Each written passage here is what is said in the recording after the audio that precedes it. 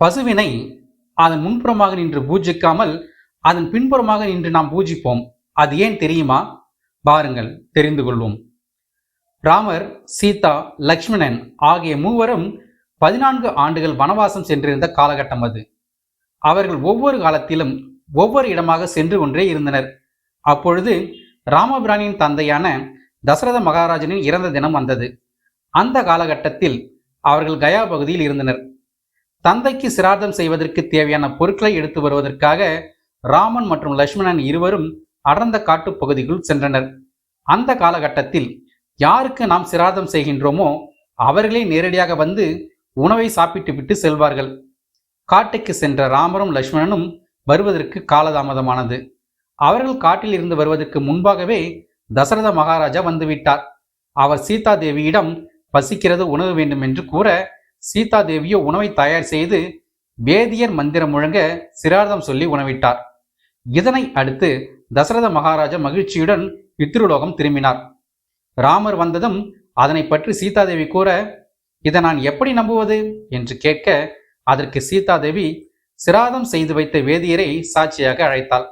ஆனால் அந்த வேதியரோ பெண் சிராதம் செய்து முடித்து விட்டாள் என்று சொன்னால் தவறாகிவிடும் என்று தயங்கி நான் சிராதம் செய்யவில்லை என்று கூறினார். உடனே சீதாதேவி பல்குனி நதியை சாட்சியாக அழைத்தார்.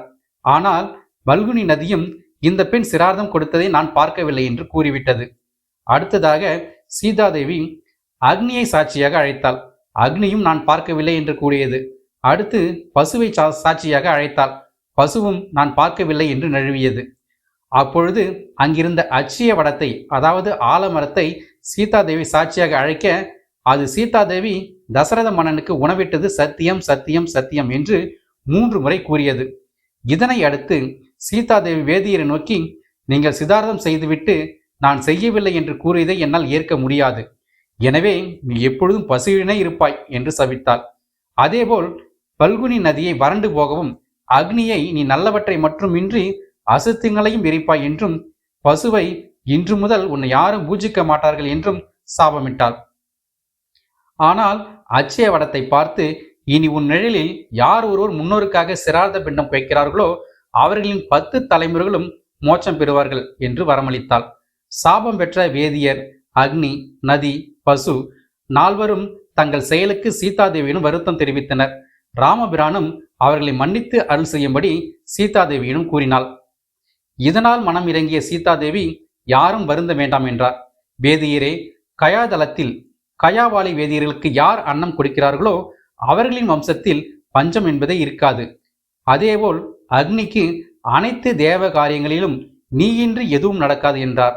அடுத்து பல்குனி நதி, நீ வறண்டு போனாலும் உன்னை நினைத்து யார் சங்கல்பம் செய்தாலும் அவர்கள் கங்கையில் குளித்த பலன் கிடைக்கும் என்றார். அடுத்து பசுவிற்கு, பசுவே, உன் முகத்தில் வாசம் செய்யும் மகாலட்சுமி பின்புறமாக செல்வாள். உன் முன்பாக நின்று யாரும் உன்னை பூஜிக்க மாட்டார்கள். ஆனால் உன் பின்புறத்தை பூஜிப்பவர்களுக்கு லட்சுமி கடாட்சம் உண்டாகும் என்று வரமளித்தாள்.